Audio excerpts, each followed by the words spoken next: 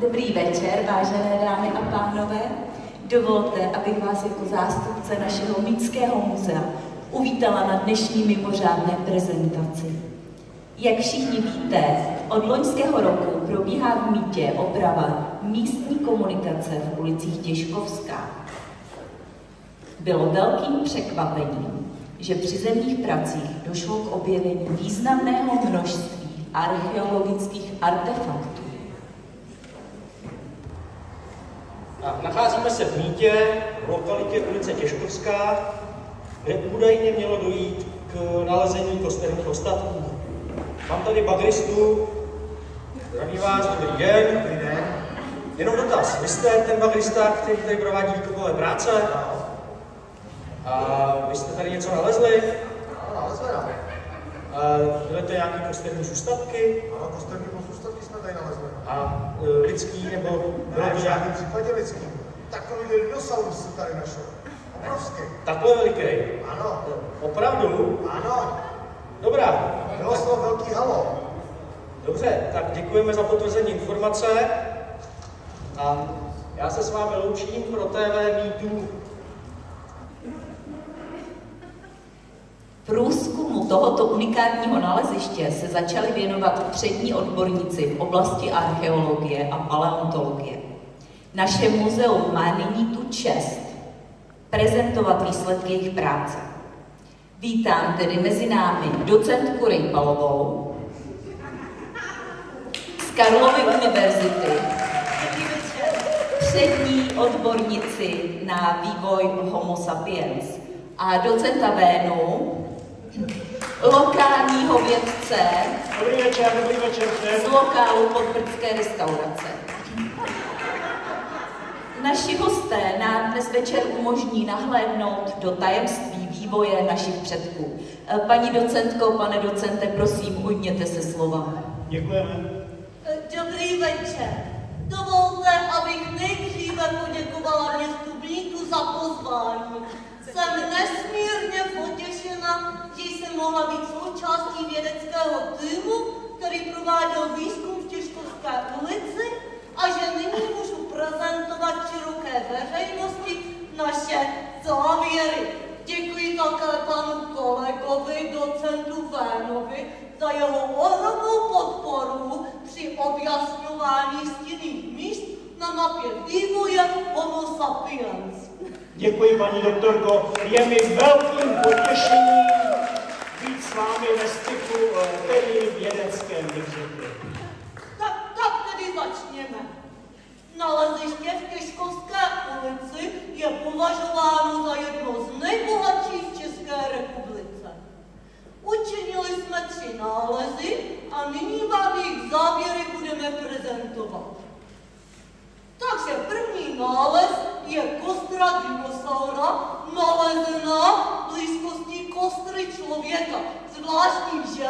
Jistě se nad tímto úkazem pozastavíte. Teď přece dinosauři vyhynuli před 66 miliony let, kdežto ostatky člověka jsou z doby před 25 000 let. Bohužel se nám tento jev nepodařilo objasnit. No, já nevím, paní docentko, ale přítomnost ostatků dinosaurů vedle ostatků Homo sapiens, to není v žádném případě nic náhodného. No, my se přikláníme, že se jednalo o nehodu. Pravěký člověk byl na lovu a náhodou objevil kostru dinosaura, no a pak se stal obětí nějaké nehody. Ne, rozhodně ne, to nebyla nehoda.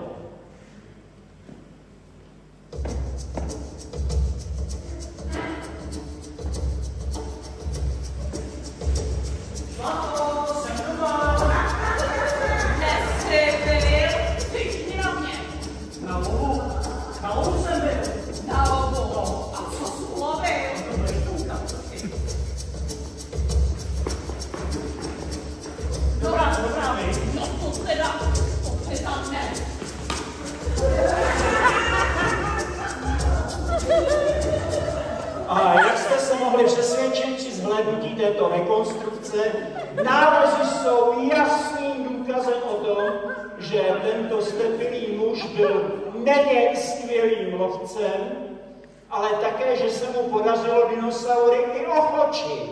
Musel tedy pocházet z doby mnohem starší, než je nějakých 25-30 tisíc let. Tohoto lovce jsme pracovně pojmenovali Homomitus. Samozřejmě podle mýtského naleziště a my nyní můžeme prokázat přímou rodovou linii s mýtským obyvatelstvem. Vážení, my jsme to prozkoumali zde nalezenou lebku a zjistili jsme, že má černé patro.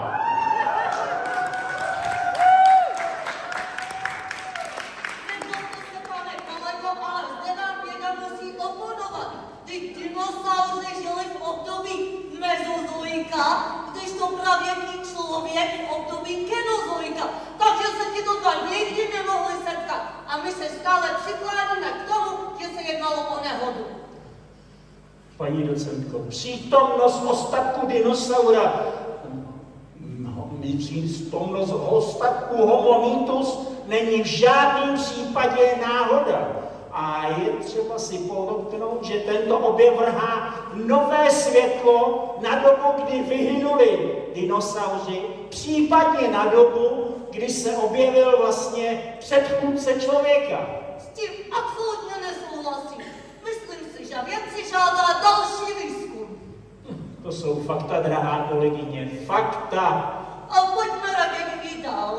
Takže další nález pochází z období paleozoika, což je zhruba před 465 lety. Domnívali jsme se, že se jedná o neobvykle velkou rokyfanskou kuličku.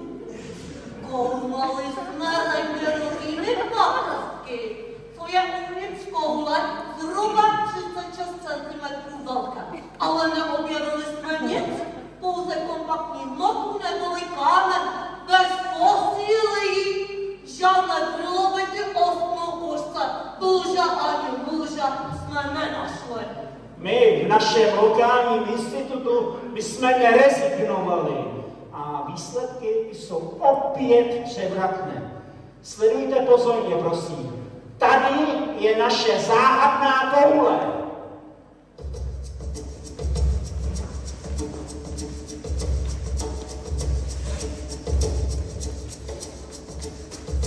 Homomitus byl tak odolný a tvrdý, že trávil čas hrou s kameny. Jedná se pravděpodobně o první fotbalový míč.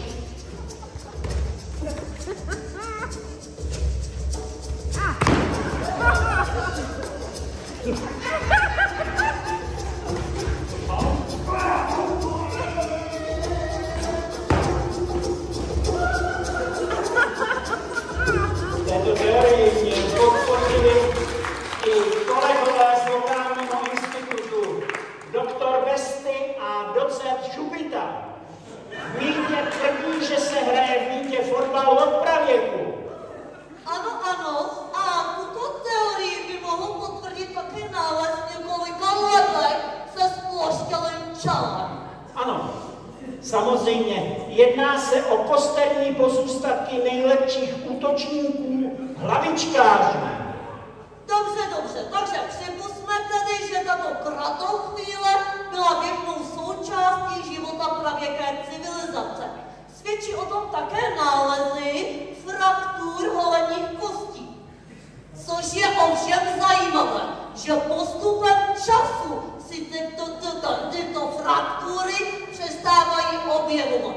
Dospěli jsme tudíž k názoru, že pravěký člověk rozumově dospěl a přestal hrát fotbal.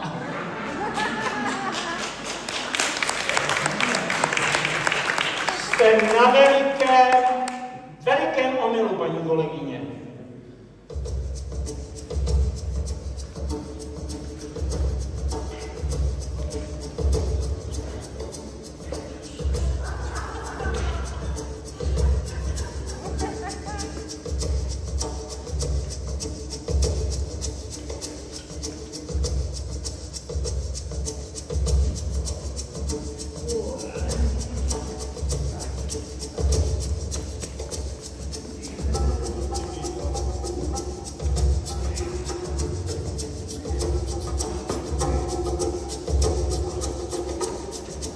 této rekonstrukci jste mohla vidět, jak pravěké ženy zajistily mužům dostatečný přísun vápníku, aby eliminovali případné zlomeniny.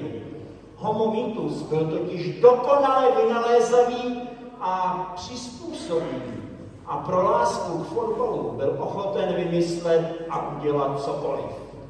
No, co tedy říci závěrem? Musíme připustit, že naše nálezy nastínily ještě mnoho nezodpovězených otázek. No, s tím s vámi souhlasím. A škoda, že termín dokončení stavby nám znemožnil další podrobný výzkum. Jinak by byla potvrzena naše další lokální hypotéza.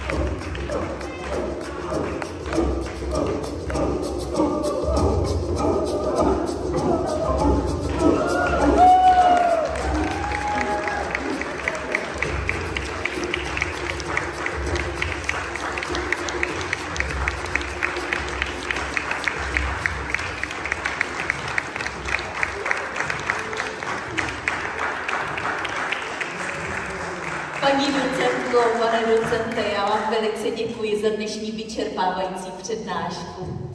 Bylo mi potěšeným. Děkuji.